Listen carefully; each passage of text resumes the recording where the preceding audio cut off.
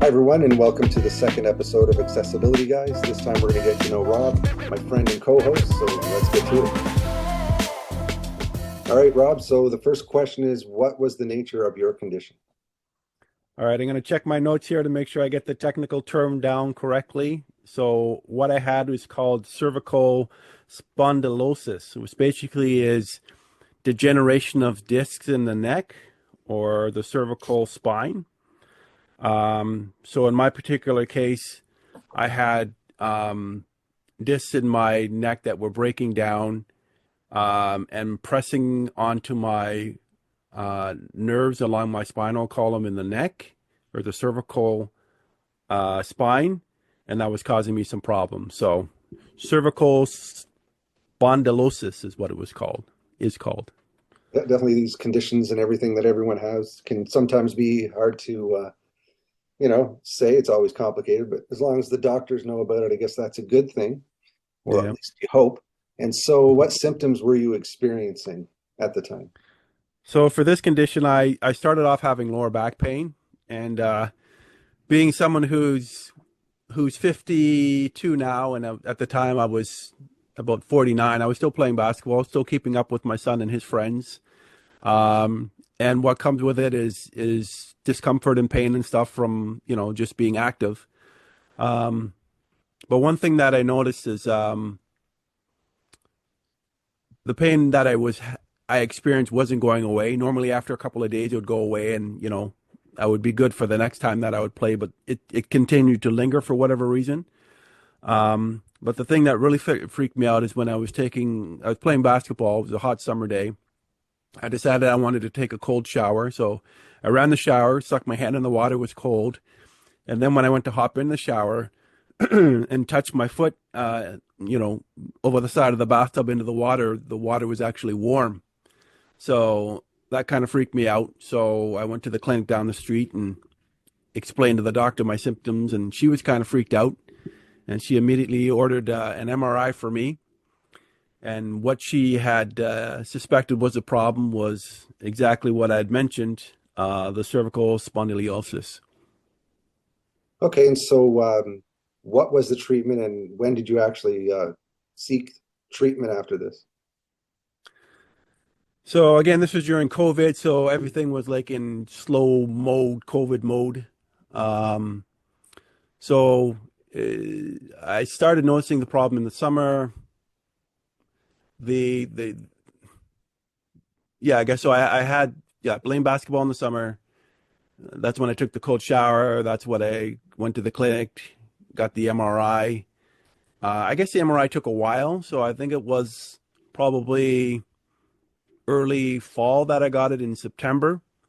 And then I went in for my surgery in November. Okay, and so at that time, when did you first discover that you were having difficulties because of this? Yeah, so again, I guess it would be in the summer. Um, when I had to decide, is this just being old and probably playing harder than I need to be playing, or is there something really going on here? Do I really have a problem? But again, that cold shower thing really, it was a telltale sign for me that this was just not something. This was something outside of the ordinary for sure. Okay, and so after you seeked treatment and went through that process, what was your experience with the rehabilitation and how did that all go? So, um, I've had to do rehab before from other sports injuries, and I've always hated it. I always found it to be like tedious and just having to do the same exercises over and over again. It's just not a lot of fun. But in this particular case, um, it was really hard because I had to learn how to walk again. A lot of the things. So basically, from playing basketball at a pretty, high level for my age, in the summer to not being able to walk in the fall, really kind of took a toll on me.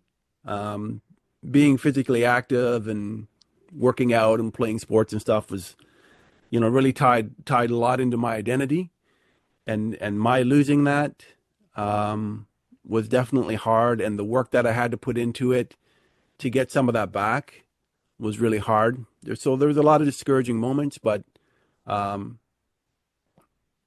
fortunately, I was able to um, get a lot of what I lost back.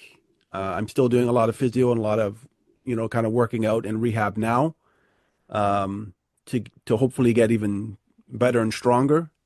Um, but it's just one of those things that you have to do. Um, the term that comes to mind is use it or lose it. And they say if you don't start physio right away, these things that you've lost temporarily, you could lose permanently if you decide that you're going to just kind of lie around and mope around and not do the rehab. Yeah, that's true. I guess when a lot of people get injured or have it every other things, like even people with muscular dystrophy, like there's people that break their legs and don't walk again, and sometimes you just have to push through and try your hardest just to do the recovery, which again I can totally relate to because I've hurt my knee a few times falling, and it's never fun, even though it's not the same thing. But so at this time, how are you doing right now? Actually, are you able to play basketball at all, or? So it's been about 3.5 years since my surgery. Um, the first year back that I tried to play basketball, I couldn't even run properly because I still was experiencing a lot of numbness on the right side of my body, especially my leg, my right leg, and even up into my upper torso and into my right arm. So there were some things that I was able to do instinctively as things were started to progress towards improvement. But yeah, this will be, I guess, year 3, kind of seeing if I can play basketball. So it's going to be different. It's going to be interesting rather to see what I'm able to do compared to past years. But for that, I've been running, fairly consistently on my treadmill. And like I said, doing like Pilates type training and weight training sort of to get myself back. Um, but my right leg, I'd have to say, is still significantly weaker than my left leg.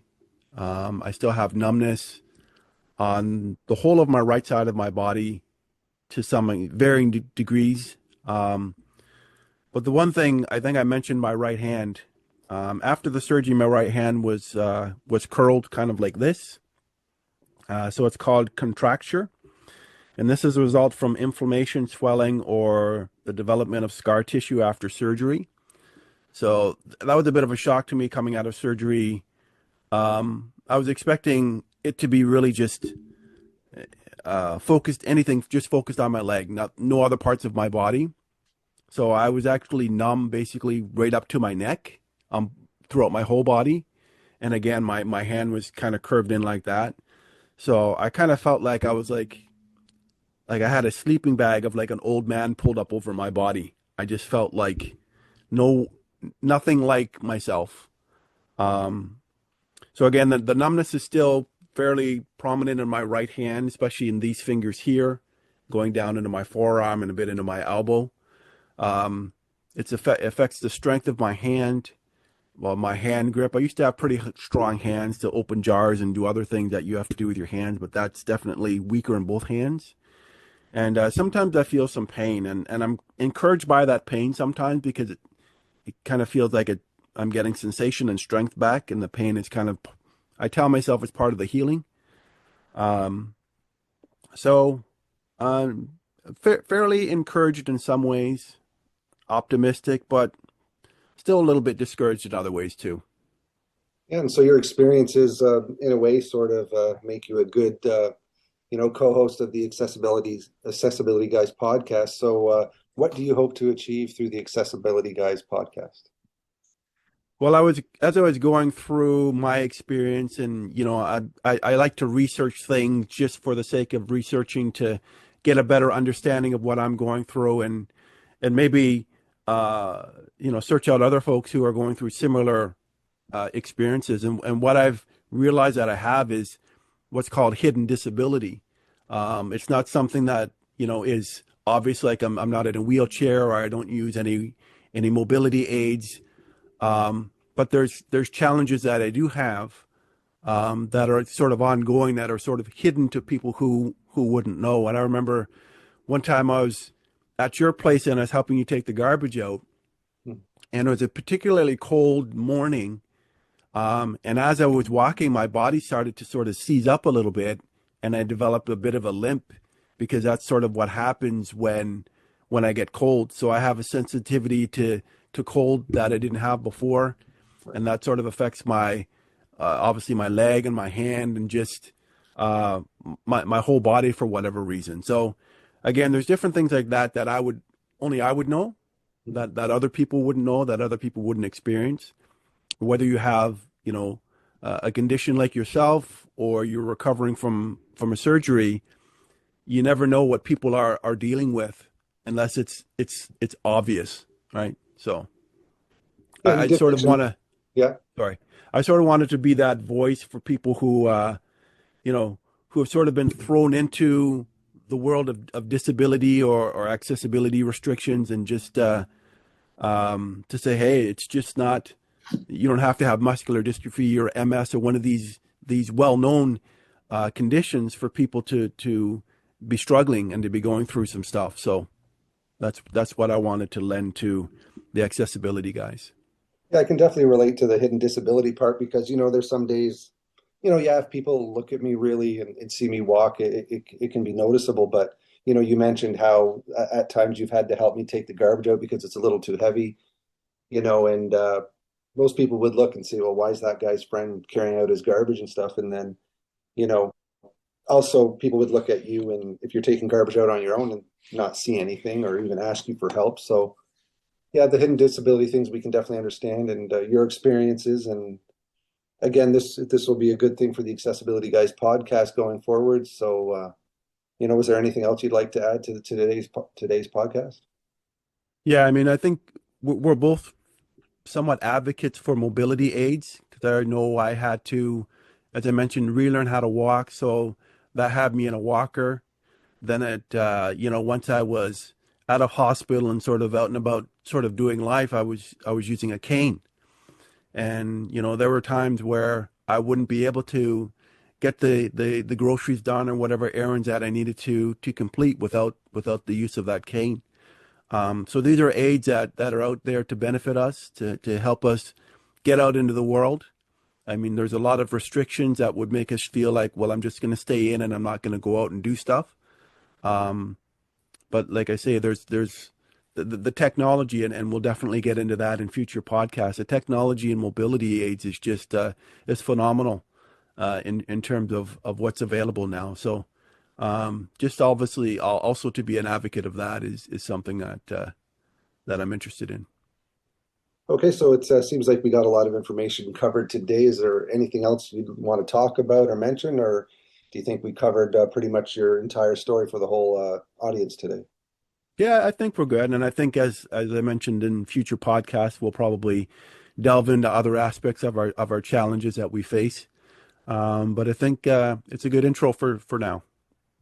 Yeah, and I want to thank Rob for joining here. And together we're going to be the Accessibility Guys podcast. And, just make sure you join us for future episodes. There will be a lot coming soon. So subscribe and stay tuned.